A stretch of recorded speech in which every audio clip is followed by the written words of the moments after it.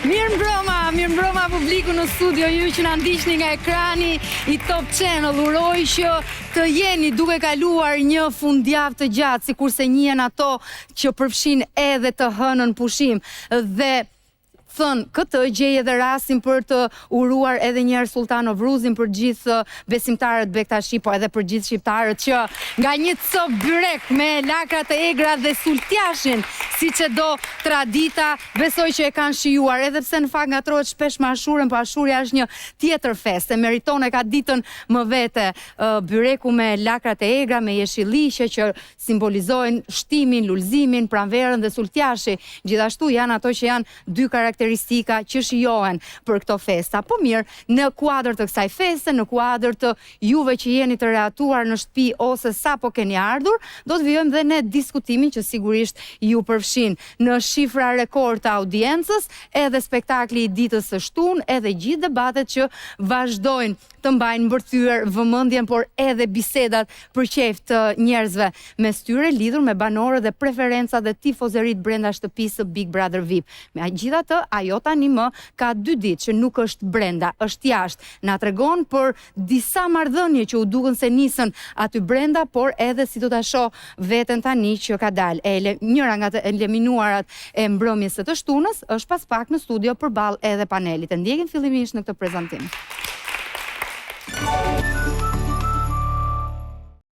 Publiku ka vendosur që banori që duhet të lërë sonte shtëpinë është Rizarta.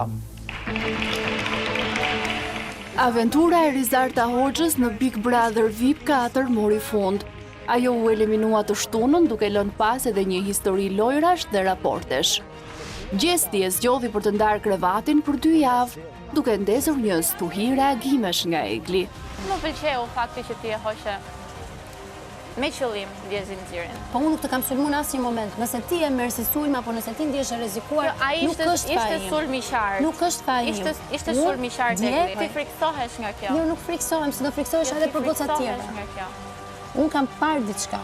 Dhe loj, po them për loj, nuk jam xheloze. Nuk është se xhelozoj. Çfarë është kjo atëherë? Atëherë pse hoqe strategji loje? Është një strategji loje. Përplasjet me Rozanën ishin të forta gjithashtu, me deklarata që quan në debate të hapura mes tyre.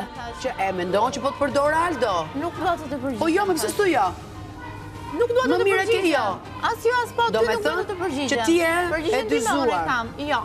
Përgjigjen time unë e kam. Tani kjapu mendimin tim si banore e shtëpisë këtu. Po ti jepe. Atëherë, Aldo po të përdor, jo ty. Po kush do të vinte, Aldo do ta përdorte. Të thash. Nga ana tjetër, afrimiteti me Aldon mbeti një pikë pyetje e madhe për publikun. Nëse ishte strategji apo një lidhje e re në formim që u pret në mes, edhe pse Aldo i ka premtuar diçka. Di pse më ka qenë në këtë gjë? Pse e ka qenë? Sepse do të takoj prapë jashtë. Nuk mendoj që kemi bërë diçka këtu që t'i majmë qëndrimin një tjetër jashtë. Absolutisht jo. Ndërsimi është i njëjtë. Prandaj jam kaq i qetë. Por si qëndron e vërteta mes saj dhe Aldos, a e bëri ajo Big Brotherin që kishte menduar, dhe a do ta shohim Rizartën të rikthehet akoma më fort në mod dhe si influencuese?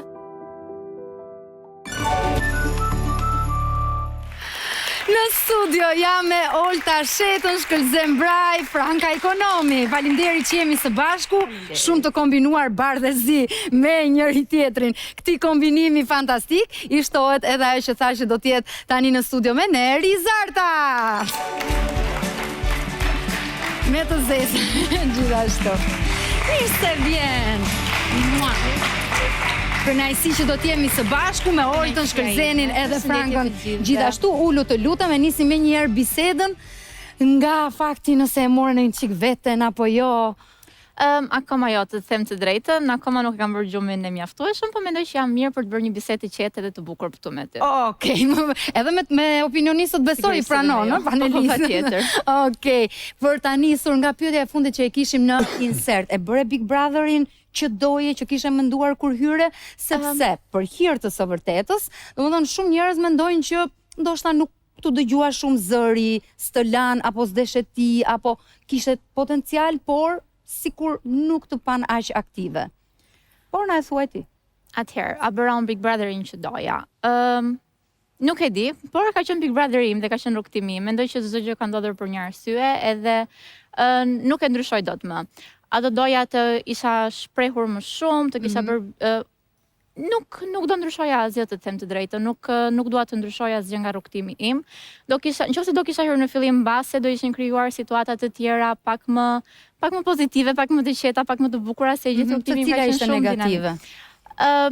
Situata me Gjestin, pastaj fill, pastaj Qëndrojmë te kjo situata me Gjestin, që si më thon u duk një moment i mirë për ty, për lojën tënde, sepse u përzgjodhe nga një nga banorët më të diskutuar, më të pëlqyer aty brenda dhe mes një marrëdhënieje që kishte vëmendjen e gjithë shqiptarëve.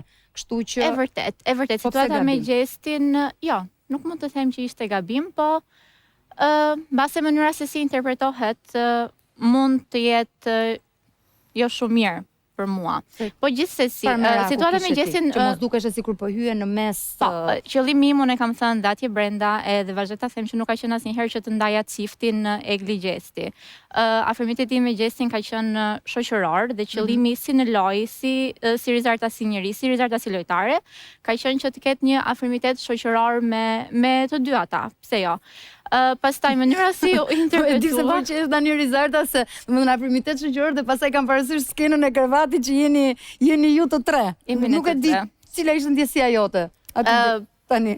Tani, e vetmi arsye që unë e vazhdova të gjithë skenën e krevatit nga fillimi në fund është se unë isha shumë e pastër me veten time dhe e dija që thjesht doja ta çoja detyrën deri në fund. Se edhe mund ta kisha ndaluar, mund të kisha marrë një dënim se ishte i qartë zarfi që thonte unë do dënohesha dhe thash, me që unë jam e pastër, qëllimi im është i mirë, di ta mbroj veten time, pse mos e çoj një detyrë deri në fund. Olta, ke një ndërhyrje këtu se po të shoh që po. Po, do t'i thoja që pjesa me Gjestin nuk është se dëmtoi Rizartën. Madje atje u ngrit emri Rizarta, sepse po mos kishte përzgjedhur Gjesti, jam shumë e sigurt që do kishte dalë shumë më herët. Ishte ajo, sa ishte kozjatja që duhej e lojë 2 javë. Ishte ajo 2 javëshi që të mbajti në lojë, sepse njerëzit nga jashtë donin të shihnin, por ne nuk e kemi marrë, unë besoj asnjëri nga jashtë e ka marrë që ti ke hyrë në mes për të ndarë Eglin me Gjestin, sepse e para punës nuk i futesh dot Eglit në mes njerë. Është e pamundur, e ke barrierën kështu, jo me një mur, por e ke nga 7 mure.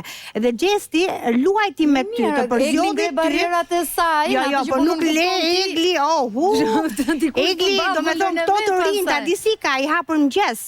As në drek nuk i qonë. Kurse mendoj që Gjesti të zjodhi ty, sepse duke qenë ti lojtare re, duke mos e njohur shumë mirë pjesën brenda të Gjestit, e kishte më të lehtë të manipulonte dhe të luante me ty. E kupton? Sepse ishte edhe Ola, do me thënë kandidate për të zgjedhur, por ty të pa, duke qenë me vogël 21 vjeçe dhe e mendoj. Do me thënë Gjesti në këtë rast të shfrytëzoi ty, por dhe shfrytëzimi i Gjestit të bëri mirë ty, sepse qëndrove 2 javë, jo si të tjerë që sa hyn edhe dolën shpejt e shpejt. Sepse i mbrojtën nga nominimi keni qenë vetëm 1 javë me sa diun. Po, e vërtetë.